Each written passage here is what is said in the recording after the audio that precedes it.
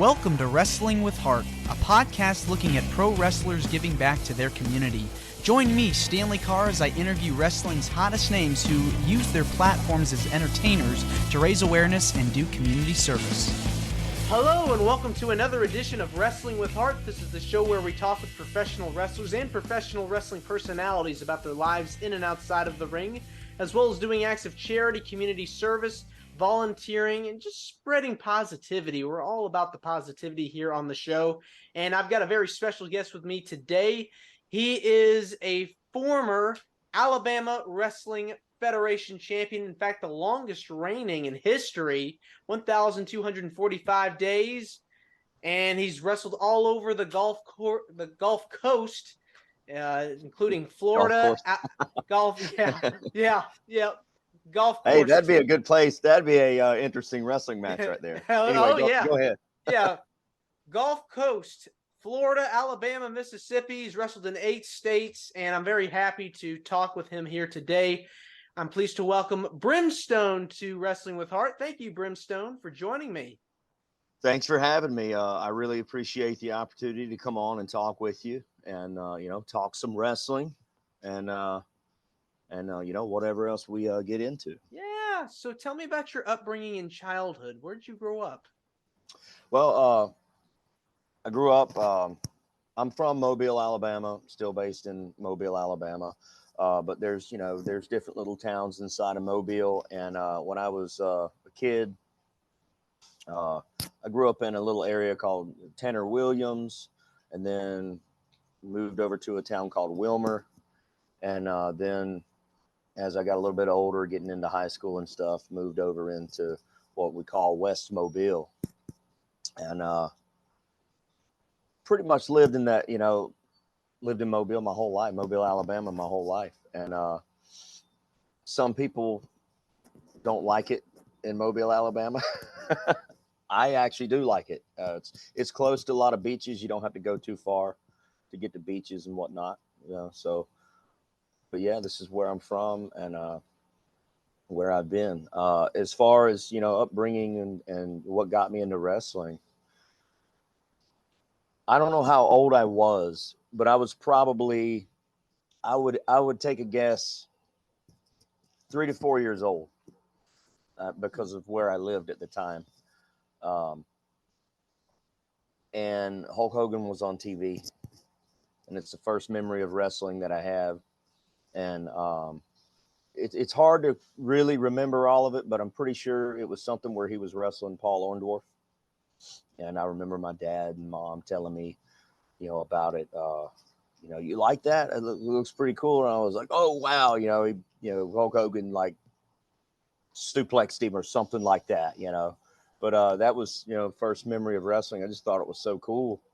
And I remember my dad telling me when I was little, he's like, well, this stuff's, how he didn't use the word fake. The way he put it was, this stuff's kind of, they set it up, they kind of work together to do, like when he picks him up, he's kind of helping him and stuff. And I was like, I'm a kid. I'm looking at it. I said, it looked like he picked him up pretty easy to me, Dad. It's Hulk Hogan, it looked like he slammed him pretty easy, but anyway. It's that suspense of disbelief. Yeah, they make you they make you feel like it's a real thing, but it was work. Entertaining. Yeah, I mean, and that's what I love about it. It was entertaining.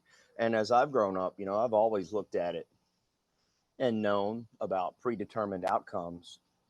But to me, when you watch wrestling, whether you're watching it on television, whether you go see it live in person, it's no different than sitting watching your favorite TV show. That's make believe too, in a way, right? Mm-hmm. They're actors. So I think, hey, if you can just enjoy it for what it is, just enjoy it for what it is. You either get it or you don't, and that's cool if you don't. Yeah. I love it. So I grew up and I was a kid. I wanted to be a wrestler. I just thought it was so cool. It'd be cool to do that one day.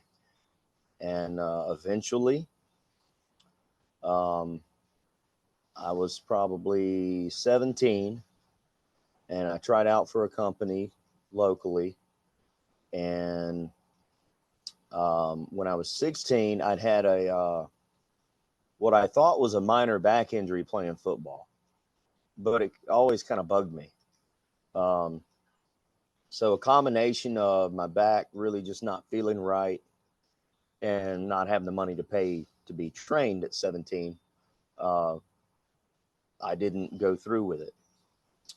It was 10 years later, um, struggling through back pain, never really knowing at that time what was actually wrong with it. Just, man, my back hurts, working a construction job in shipbuilding. I've been doing shipbuilding as my job for over 18 years.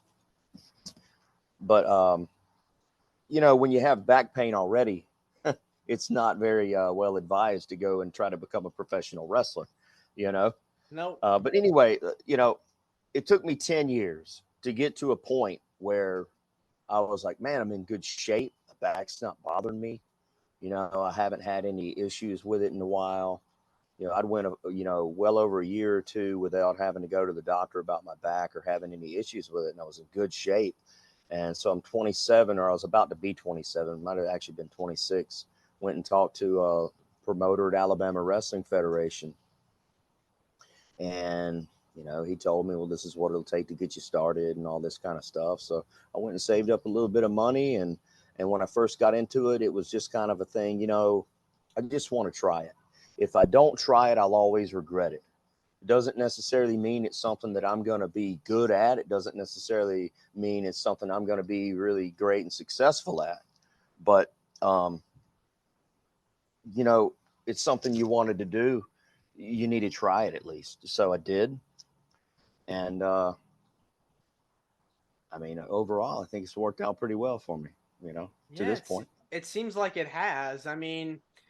Alabama is like, it's got a chock full of wrestling history. The South does as a whole. Oh, yeah. But there's a lot of history in Alabama. And is it fair to say that Hulk Hogan was the one you idolized growing up? Was he the guy that you said, I want to be like him? Not necessarily. When I was like really small, there was Hulk Hogan, there was Macho Man, and Ultimate Warrior, Jake the Snake Roberts, the Undertaker, came into the fold around that time. So, those were guys, and also Sting, right? So as a little kid, that's like the ones, and you had the Hawk and Animal, the Road Warriors, or Legion of Doom, whatever you want to call them. So that was like the ones that I was familiar with when I was small. I liked Hulk Hogan a lot, but I wouldn't say he was necessarily inspiration to say I want to be a wrestler or be like him. But I do think every wrestling fan at some point has done a Hulk Hogan imitation. Have they not? No question. Every fan at some point has done a Hogan imitation. Yeah, right? like a lot of people I know, like that have gotten into the business, cite him as an influence. Yeah. For Well, wanting I think he has. I think he has some sort of influence, probably on everybody to some degree. Yes. Right. There's something about one of his matches at some point, or something he said. Yeah, sure. But I would say, my two favorites, I would have to say, being a fan of wrestling, was probably Undertaker and Shawn Michaels. Those are good picks. What was it about those two that really got you like mesmerized with the art of professional wrestling? I think with the Undertaker, obviously the character, just he's this big guy, very athletic. I mean, he just personified intimidation. I mean, think about how he looked. Would you want to walk up on that guy in a dark alley? I don't think so. So he was a scary guy as you're a kid watching Undertaker, but at the same time, it's like that dude's cool. You know, he's got the cool entrance, he's got the cool gear, no matter what, character he portrayed, whether he was, the original Undertaker, whether it was, when he was, the in the ministry, the Lord of Darkness, I think they called him. He had his outfits were always cool. I even liked him as the American Badass. I thought he was cool as the biker. I liked him a lot as the biker. And then after that, coming back, how he just, he continued to evolve, but still be the same. It's hard to do. And it was just, that was inspiring. How can this guy continue to evolve, yet still deliver all of the same nostalgic things that got him popular in the same breath of adding to it. So that was cool. And then with Shawn Michaels, I think it had to do a lot with how do you say this? I guess probably relatable in terms of, as far as the average everyday person is really not that small of a guy. But in the wrestling world, he's a small guy. So he's always fighting from underneath when he was younger, coming up through the ranks, and he just did anything it took to put on a show, whatever it took to entertain. He would go to great lengths, whether it was his feats of athleticism, he could do whatever he wanted to do in that ring. And it's because, he put in a lot of effort and training to get to that point. Not saying he wasn't naturally gifted. Obviously, anybody that's as good as him has natural talent. But I think that was it. It's just relatable. It's like, hey, if this guy can go do it, if he can put in the work and get to that, achieve what he achieved, and then also when he exited WWE with his back injury, Mm-hmm. and then we all know now it wasn't just his back injury. Obviously, he had broken his back, but he was also addicted to painkillers. So he was dealing with a lot. Think about what he went through physically, emotionally, mentally. 4 years later, coming back to the WWE, and somehow was even better. His movement may have not been quite as good, but he was better. And I have the same injury to my spine that he had. Mm-hmm. The two bottom discs being messed up, we'll just say. Um, so it's just there's a lot of inspiration there from Shawn Michaels in terms of that. And just like I said, the charisma, and that he would do whatever it took to put on a show and entertain the fans, whether it was good guy, bad guy. He was willing to push the envelope. What can we do? What can he do to get himself to the next level? And I know, now, he goes back and says, he did a lot of selfish things and whatnot behind the scenes.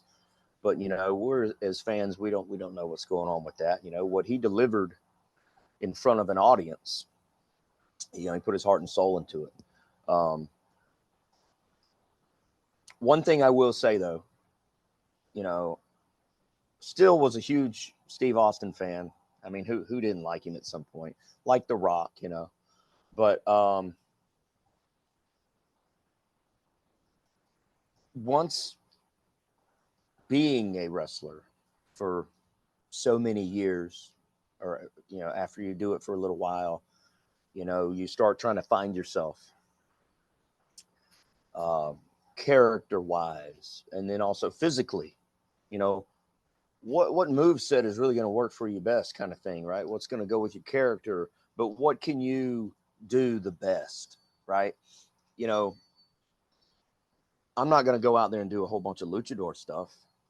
Why would I? It wouldn't make a whole lot of sense. I'm not that type of athlete when it comes to a lot of the stuff that they can do, you know? So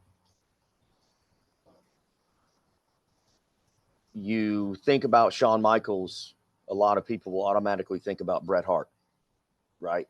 They had a lot of battles. Yin and yang. Yeah. I like Bret Hart. He was cool. But growing up, I would have, I picked Shawn over Brett. You know, it was probably a fine line though, but I'd go with HBK. Mm-hmm. After being a wrestler, uh, I really appreciate Bret Hart so much more. If I look for inspiration, I find myself watching much more of Bret Hart's matches than anybody else's, trying to say, what can I learn? What can I train on? What can I go and practice to continue to get better? And watching Bret Hart and trying to emulate some of those things or come up with new ways to do the same things, right? Make something old new again kind of thing. Watching his stuff, I feel like in the last couple years has got me a little bit better, and not just doing more moves. It's not about doing more moves. How you deliver the moves, the little things you do in between The psychology. those moves. Yes, watching him has helped me a lot. It really has. So, so in terms of my inspirations, those are a lot Yeah, of you've got inspiration. a whole set of them, which is good to have because each one has something different to offer. Yes, yes. And the amount of talent that came out of that period, the Attitude Era and the new Hmm. generation, that whole 90s into the 2000s, I mean, you had a Yeah, lot of guys really come and go that really set the tone for what wrestling is is today. And so many people are still inspired by their works, and just it's incredible to see what the accomplishments that they were able to set forth for the hmm business. They really took it to another level. And when you started, what can you tell me about training? Because I know it's a very intense process. So my very first day of training was with Dwayne Henderson. He at the time was the owner of the Alabama Wrestling Federation, and Dwayne Henderson was known by many in the wrestling business as Alabama Doink. Um, some don't know this. He actually bought the rights to the Doink character from Matt Osborne, and technically wrestled as Doink a lot more years than what Matt Osborne did. But um, and he did work for WWE as Doink later on. Uh, After Osborne was done, whenever they brought Doink back a few times here and there, it was Dwayne Henderson. Um, and a lot of people don't know that. It's an exclusive. Huh? It's an exclusive for our show. Yeah, fans wise, there may be a lot of fans have no idea, would have no idea about that, but it's the truth. Um, so first day of training, Dwayne had a busted up knee, right? He still wrestled, but as far as training went, he didn't do a lot of hands on. He would do some hands on here and there. He did a lot of directing traffic, so to speak. We're going to do this. We're going to work on this, you know, and he would bring guys in that could do more of the physical part of it because his knee was so banged up. And the first night of training, he brought in a guy named Chad Cheatham, the War Machine Chad Cheatham. And this is a guy that I watched on local shows growing up. I was a fan of his. If you asked me who my favorite indie wrestler was, it was Chad Cheatham. Hmm? Right? You talk about who's your favorite, WWE, or who's your favorite TV guy back in the Yeah. day, it was always Undertaker and Shawn Michaels. But if you asked me who's your favorite indie guy, it was Chad Cheatham, hands down. I still think he's one of the best independent wrestlers I've ever seen. Um, Even now in his 50s, even though he's retired, I still say he could come out of retirement right now and he could outwork 90% of most rosters. He's still in phenomenal shape. Um, so, it's a shame. He did get signed to WWE on like a 3-month, 6-month deal at one point. I remember he wrestled Dean Malenko a couple times, but he never, they never did anything big with him. But it's kind of a shame because he was very, very talented. He come in my first day of training. That's who Dwayne brought in. And he said, look, man, he said, what we're going to do, he said, we're going to see what kind of shape you're in. He said, you look like you're in good shape. He said, but this business can be grueling. He said, I'm going to test you. And he's like, we're going to do some boot camp type of stuff. And that's pretty much what we did. I mean, exercises, up, downs, squat, push up, downs, rolls, all kind of stuff. And had me do that for like an hour, 45 minutes. Wow. And it's intense. he was like, all right. He said, all right, take your break. Let me go talk to the boss. So they come back, and this is what they told me straight up. They said, look, we didn't think you were that serious about it. We thought you were just another mark that wanted to try and get into the inside of the business kind of thing. And they said, we thought honestly that we could probably, put you through this boot camp stuff and make you want to quit right off the bat and not have to deal with you. They said, but you really just impressed us.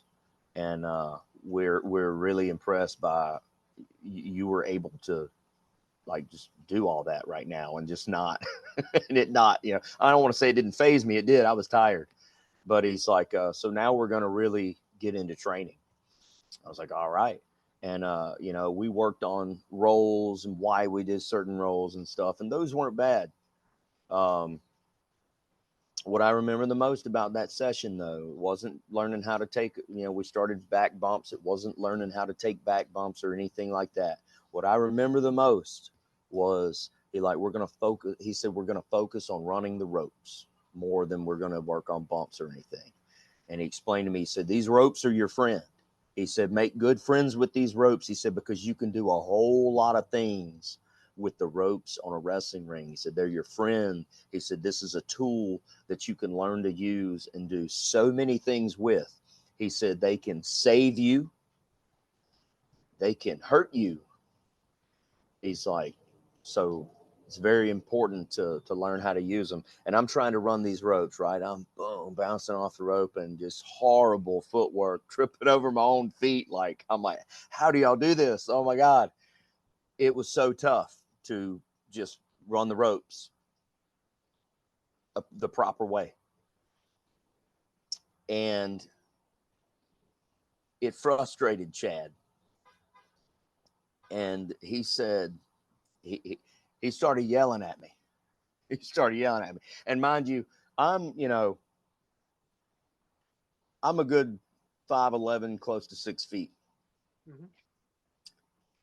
Chad's probably good 5'9", but he was a good, solid, cut up 235 pounds. I mean, at that height, man, he was big. He was tough looking. He was mean. And he's like, I want you to run these ropes like a 300-pound man just grabbed you and slung you into them, And I'm like, okay. There were some cuss words thrown in there that I left out, Yeah. He's, and so I did. And having that momentum and that speed is actually what helped me achieve the road running process. I was trying to start out slow, hit them kind of just barely get into them and then build up speed. And it wasn't working. What worked for me is going 100% full force, bam, hit the rope, bounce off to the other side. And the footwork just came along with it. Boom, boom, boom, boom. And it left bruises on my back from where the ropes were hitting my back. I had the top rope bruise and then even had the middle rope bruise from where I was hitting into it. That's what I remember the most. So just running the ropes on the first day of training, I had bruises on my back. Wow. that's how physical it is just to be in the wrestling ring. That's not, having a wrestling match. That's not having moves. That's not going through a whole ton of bumps. That's just running the ropes, and I was bruised up. Yeah. So, you know, people I don't think would realize, I know I wouldn't have thought that, you know.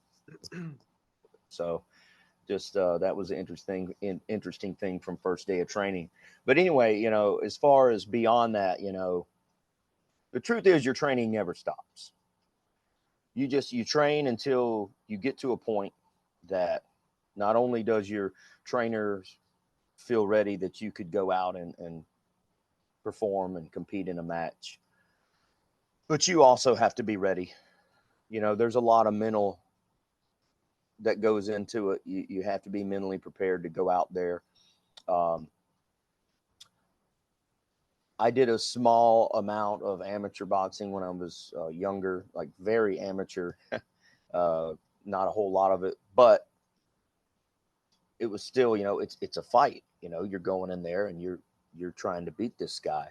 So I still to this day try to bring that mentality when I prepare for a match. I look at it as this is a big match. This is, it's going to be competitive. We're going to go out. We're going to perform. We're going to put on a show. But my performance is how I'm competing, right? That's, every wrestler's looking for a spot, so to speak, right? Mm-hmm. They want to keep their spot on a show or get a better spot on a show. Yeah. Or get to a better show and have a spot there, right? Everybody's competing for a spot, Mm-hmm. and you compete by your performance, how well you do with what it is you need to do that night, and also how well you are working with your opponent on said match. You know what I'm saying? Yeah, there's a certain level of competition. People talk Yeah, about there's still, competition with different companies, but you don't really hear about the competition within the company as well when it yeah, comes to certain talents.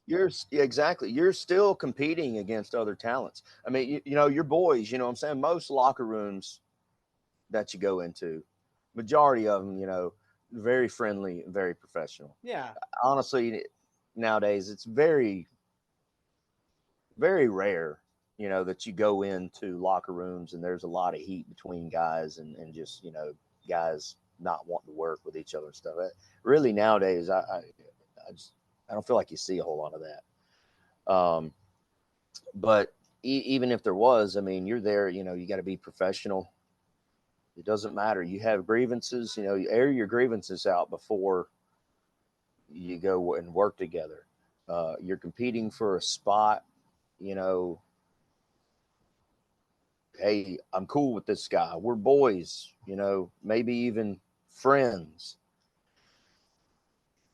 but I'm working my tail off and I really want to obtain, some level of achievement here. And man, I want the company, what can I do for the company to recognize me as their champion? I really want to get to that level. And my buddy or my friend is there, you know, and you put it in those terms, it sounds bad. Like, oh man, he's trying to take my spot, but it's not about that. It's like, you want the spot for yourself because you're putting in the hard work. You want to achieve that goal, Right. and so there's Yeah. still a level of competition there. But even with that being said, you still you still you want to make the other guy look good. That's part of your job when you're out there, is making each other look good, and then you both become valuable. You can, everyone you work with, if you can make them look good and they can make you look good, you're still competing for a spot. But at the end of the day, that could open up more spots for more Talent. people Yeah. working together. So it's just, it's a very, the dynamic of the wrestling business is very cool. But it's odd as well, it's, Yeah, I mean, I love it. you're in the process of moving up the ladder, starting from from the lower end to the main event stage. You're basically working with as many people as you can in order to get a push and then go on and start competing for championships and eventually winning them. Yeah. So you get trained, you're in the business, you make your debut. We'll talk about some of the people you've worked with over the years. Who have been some of your favorite opponents to work with? Favorite opponents. Full blown career wise, I'd say two of my greatest rivals uh, is a man they call Vladimir Koloff and a man known as Mac Daddy Duds. We've had him on the show. Yeah. I've had a lot of matches with both of them, and I'd say that those are probably definitely my two greatest rivals. Some of my best matches have come from working with those two. Um, I've enjoyed, man, I've enjoyed working with so many people. I've had a chance to work with Chad Cheatham, who, like I said, helped train me. Uh, Great matches to this day. Even when I was a rookie, having a match with Chad is still probably one of my better matches, even as a rookie, because he was so giving, took very good care of me, led me so well. Um, gosh, a guy who I don't know how long he's been working, but I would say he's relatively new to the business.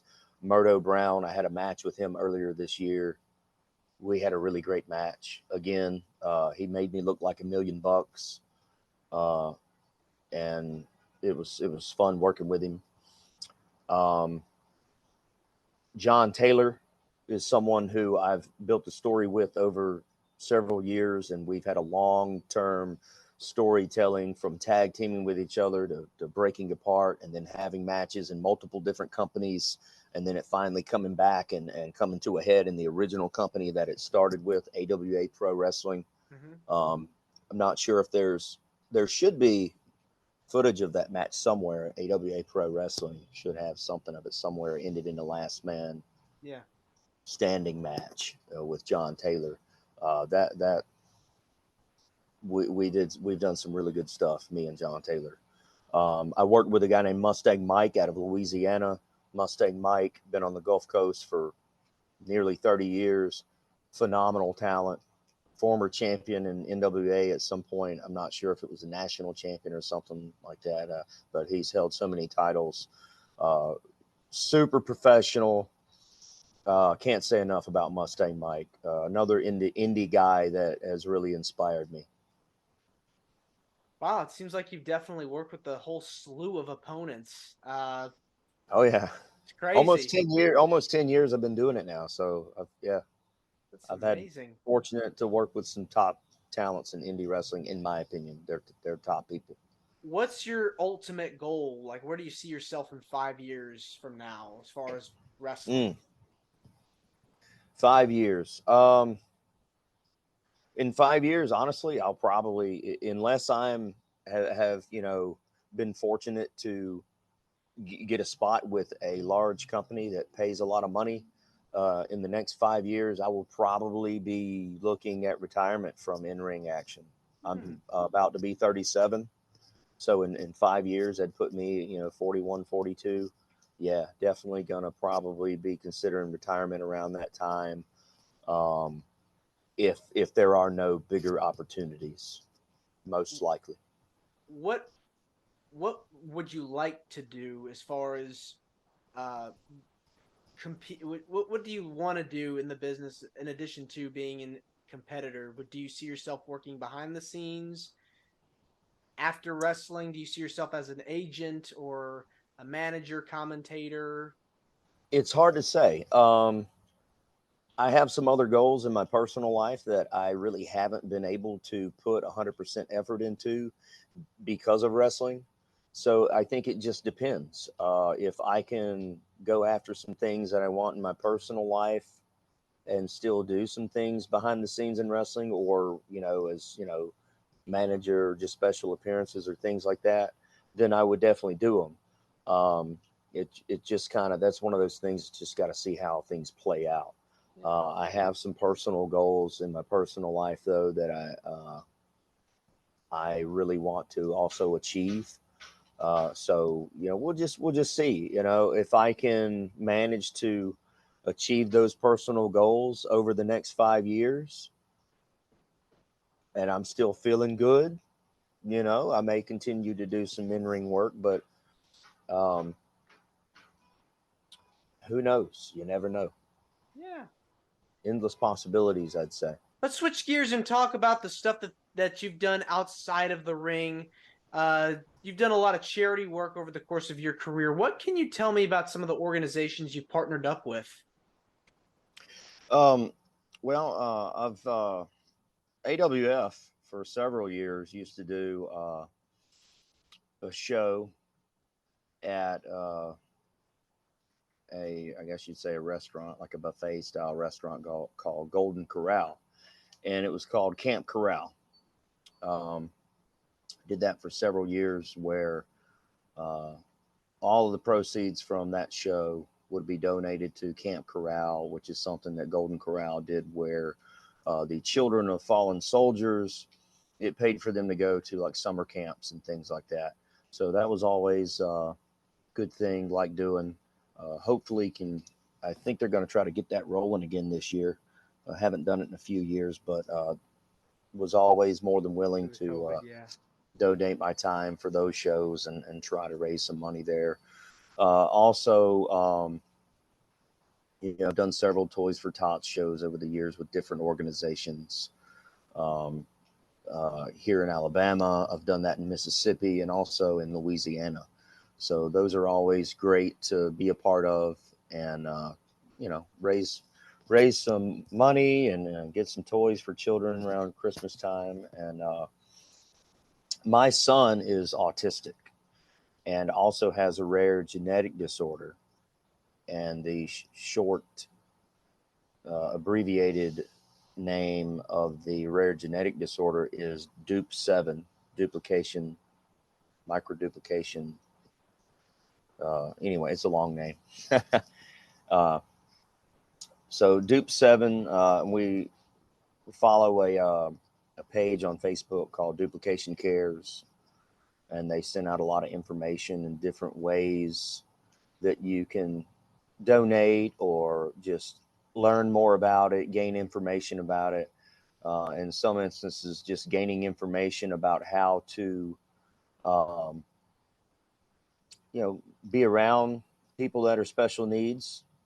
Just learning more about them, is that in itself can be a huge thing for those families. Just acceptance and understanding of what it is that's happening and going through, that sort of thing. With um, autism awareness and acceptance.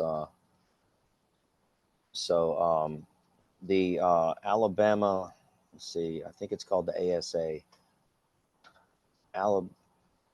Autism Society of Alabama, if I'm not mistaken. That's what it is. Um, Throughout the years, have done several. Oh, there. I don't know if he's going to make a. Yeah, there he is right now. Oh, There wow. he is right now. Yeah. Making a cameo. Yeah, making a cameo. Hi there. Hello. Hi, buddy. He went back inside. Yeah. But over the years, his mom and I have done what's called the ASA Walk, the Walk for Autism, and raise money for the ASA, and they help provide resources for families with autism in the state of Alabama. So those are some of the things that I like to try and do to help out the community in any kind of way. And obviously, if anybody from any type of special needs organization ever reaches out to me and just wants me to pay a visit to wherever, donate some time just to meet some special needs children, whether that be autism, they be on the autism spectrum, it doesn't matter what it is to me. Um, if somebody wants me to come and meet their child, or even an adult, because a lot of people, that's another thing that I don't think gets talked about enough, is special needs children grow up to be special needs adults. And there are much fewer resources for the adults and also the caregivers of these adults now than when they are children. Over the last, I'd say 5 years specifically, there's been a lot of programs put in place for special needs children, whether it be in public schools, private schools, therapy locations, what have you. For the children, they've really stepped the game up just nationally. There's still a lot more work that needs to be done in those areas, but as far as adults are concerned, there's just there's not as many resources. Um, these children grow up to be adults and they still have special needs, and some of them can't work jobs, and it makes it very tough on the caregivers as well. So those caregivers, I think, sometimes get forgotten. Mm, You yeah. know, in in that they're still doing all the same things they've done since they found out their child, has autism or um, Puts a lot of pressure on cerebral them. palsy, Down syndrome, whatever it may be. Yes, it's very stressful. It can be very stressful, Yeah. especially when you don't know what to do. You don't know where to turn. Hey, my child is not learning like they need to learn, and I don't know what to do, so it can be very tough. So, anytime I can donate time to anyone like that, whether, it's just come, hey, meet them, uh, uh, um, you know, like I've said, I haven't done this much, but I'll make, if somebody wants me to make a birthday party appearance for their child, like just regular everyday fan, hey, would you make an appearance? Sure, I have a general fee for showing up and doing X, Y, and Z. Do you just want this? Do you just want this? But if it's a special needs family, um, it'll always, at very minimum, be discounted, if not just completely free. I'll try my best to just donate my time, if it's in the realm of time and possibility to do so, to make it, maybe they just want some merchandise. Hey, you want a shirt? No problem. I'll sign a picture for you. That's the least I can do Yeah. for someone in that position. I mean, it's the very least that if that brings a little bit of joy, relieves a little stress from their life, then why not? You know. Yeah. Um, And like you but said, yeah, you're helping somebody make their day. You're providing a space for them to feel good about themselves.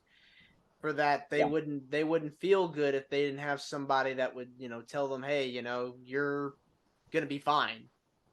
Just keep doing yeah. what you're doing. Hey, you know, we all go through stressful times in life, Hmm. right?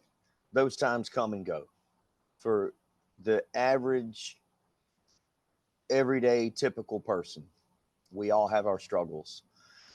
So just imagine if you're not the average, typical person, and you have some extra hurdles that you have to go through every day, or you're the parent of a person that has those extra hurdles every day, and now those hurdles become the parents' hurdles.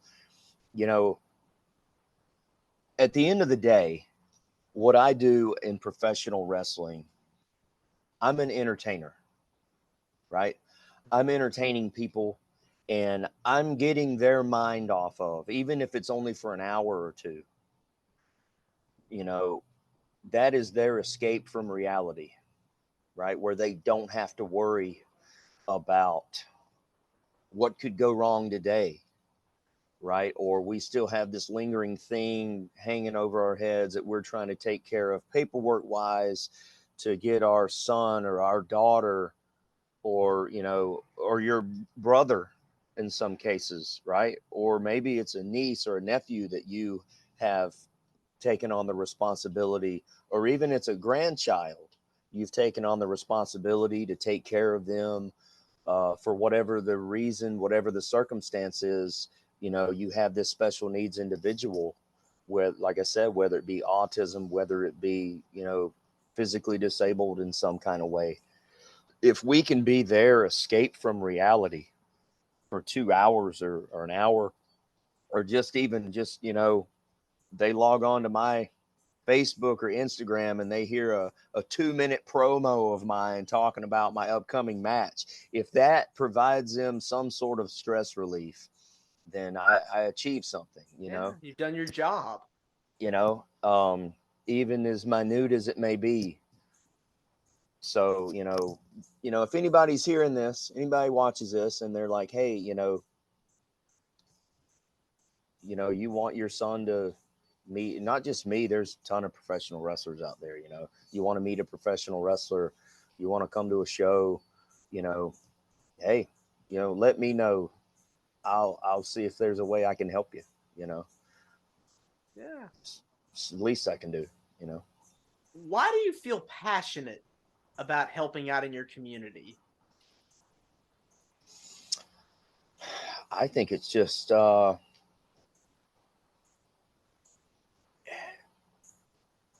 think a lot of it just kind of goes back to, stems from having a special needs son, and, whatever that struggle may be. And then, like I just said, realizing, hey, every typical person has a struggle.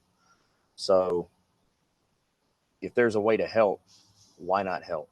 Right? If there's a way to make the community better, I mean, if the community's better and I'm in the community, if I can go out and try to benefit the community in some kind of way, it only benefits me in return, right? Yeah. Helping others only helps yourself. Don't you want yourself to become better? Go and try to help someone else become better, and you also become better.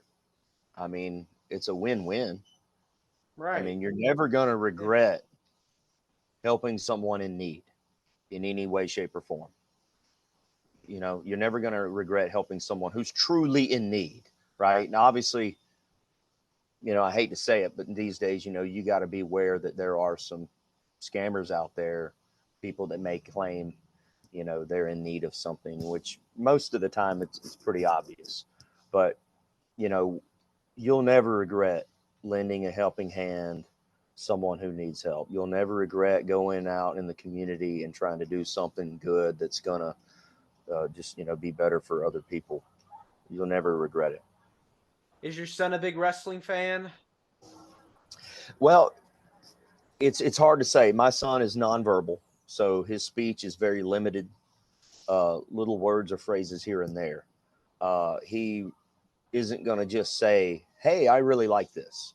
He'll never say that sentence. So sometimes he'll watch it if I'm watching it. I don't actually watch a lot of wrestling simply because my schedule is so busy. Most of the wrestling that I watch is clips and pieces here and there, that I watch through social media on my phone, and then research purposes, and then I try to catch. I am more of a WWE guy in terms of a fan. I've always have been. Yeah. So I don't, like I said, I'm not going to sit and watch their, I don't, how many hours of programming do they have every week? 10 hours or something like that. Yeah, they got like 10 I don't hours. have 10 hours to just sit and watch TV in a week. I don't have 10 hours to spare. But I do try to catch the monthly premium live events, because, that's the field. That's the cream of the crop in the entertainment wrestling industry right there is WWE. I don't care what anybody says. I'm not saying every single wrestler that showcased is the best in the world. They're not, but they're there for a reason. The showcase that WWE puts on, the production value, it's there. It's second to none. I would like to see more AEW stuff because there are a lot of wrestlers there that I do like. I would say I'm probably a big John Moxley fan. Not gonna lie. He's was very always a good. big. Would love to see more of it, but it is what it is. I watch as much as I can, and I feel like I may be rambling a little bit. You asked No. me. You asked Yeah. me if my son liked wrestling, right? Yeah. And Yes. I've gotten into this. Yeah. So, he doesn't watch a ton of it with me, but I will say this: he has a little Hulk Hogan action figure. He has a little Macho Man action figure, and they're never far away. They're always in the midst of his little superheroes. Hulk Hogan and Macho Man are in amongst his superheroes, and so is Jeff Hardy. Oh, another great one. Jeff Hardy. Now, we got him a Braun Strowman action figure, Mm-hmm. and this is what happened with Braun Strowman. He ripped his head off, and then he ripped like a leg off, and he ripped an arm off. So I assume what he was telling us is, I don't like this guy. I assume that's what he meant by ripping his head off and his arm off and his leg off. He was not a Braun Strowman fan, is what I gather. Yeah, it seems like he's not a big fan of him, Yeah. unfortunately. So, but going back to what I just said there, in terms of WWE, I'm a WWE fan and Mhm. whatnot. It's your favorite flavor of ice cream. For the most part, Yeah. I like the production value of it, right? Like I Yeah. say, I'm an entertainer. Mhm. And when I look at their production value, the way they showcase their wrestlers as superstars, I mean, I don't think anybody really showcases their talent No, as good as WWE does. they're Even huge. though they could do better on some of their people, but that would mean, a push. Not everybody can be pushed to the top all the time. Mhm. You know, it just is what it is. Um, but I would say, for storyline wise, as far as storytelling goes, I don't think anybody who's kept up with it would argue that Impact Wrestling has told some of the best stories over the years. They really do a good job with the people they have on their roster, male and female, in the way they tell the stories and put their matches together. It's very good, very good. Mhm. Yeah, I've seen some good stuff there as well. Well, this has been wonderful getting the chance to speak with you. Where can people find you on social media? So I have two Facebook pages. One is it's like a like page, right? Brym Stone, spelled in one word, Brym Stone. It's a like page. You can find me there. You can follow me and like that page, or you can find me on my other Brym Stone page, which started out as just like a regular Facebook page, as Brym Stone, that I eventually turned into what's called a professional page, Mhm. and it's two different words, like a first name and last name. Brym, Brym, and then Stone is like the last name. Mhm. Um, I probably spend more time on Facebook than any other social media platform. But you can also find me on Instagram at the Brimstone, and then also you can find me on. I recently opened up a new Twitter page this year, which now is X. Mhm. Just to be out there, another place just to see mostly flyers and pictures, uh, and and Threads is new part, kind of. It's like part of Instagram. It's kind of Yeah. like Twitter. I'm on there. You can find me there. Uh, so, um, and I have a YouTube page, but I'm horrible at. I have TikTok, but I'm horrible at uploading videos. I'm not a very tech savvy guy. So that's Yeah. one thing I need I to gotcha. improve in, to Yeah. get a little bit more out there of my actual matches. But you can look on YouTube and you can find matches of me, a little bit on my page, but most of it's on other people's pages. Just, if you look, Brym Stone versus, and some things will come up like Brym Stone versus Vladimir Koloff, or Brym Stone versus Paul Riot, Charles West, things of that nature. Yeah. There's matches out there, Brym Stone versus Mustang Mike, things like that. So yeah, I'm out there. Like I said, I need to get more match video put out there. I'm working on that. Hopefully start of next year can really get some stuff uploaded over the last few years. I feel like the last 2 to 3 years have really had, my best work, and there's really not a lot of it out there for people to see. But also, I would say, if you want to see what I do, you can buy a ticket. You can come to a show and buy a ticket and see me live. It's always better live. That's right. Hey, up close and personal. That's right. Hey, buy a ticket. Everywhere I go. Doesn't matter if I'm wrestling in Florida, Alabama, Mississippi, Louisiana, Texas, Tennessee, Georgia, even Maryland. Tickets will range anywhere from $10 to $25. It's really not that bad. That's very affordable when you compare that to a lot of other entertainment that you would buy tickets to go see. Just saying, it's very affordable to come to independent wrestling shows and check us out, and just get some good quality wrestling entertainment, and it's good stuff for sure. Take your mind off of what's going on around us and enjoy some mindless entertainment. Gotta love it. Well, Brym Stone, this has been wonderful getting the chance to speak with you, and I want to say thank you for coming on the podcast. Absolutely. It means a lot. Thanks for having me. Yeah, it means a lot to me and to my listeners and viewers watching this on YouTube. And you're more than welcome to come back.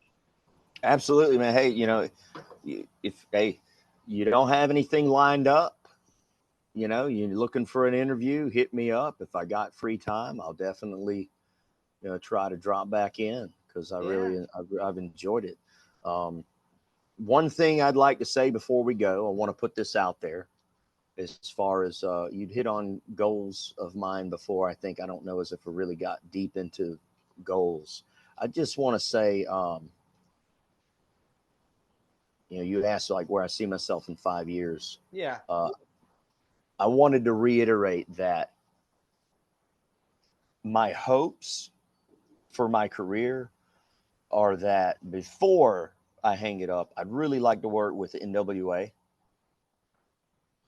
I think I'd be a really good fit with NWA. I think I could do a lot of good things there with a lot of their talent. And I'd even really, really be interested in MLW. I think that'd be fun to work for those companies before I hang it up. Like I said, hey, if somebody bigger comes calling, awesome. But I would say an actual goal of mine would be to work with NWA and MLW.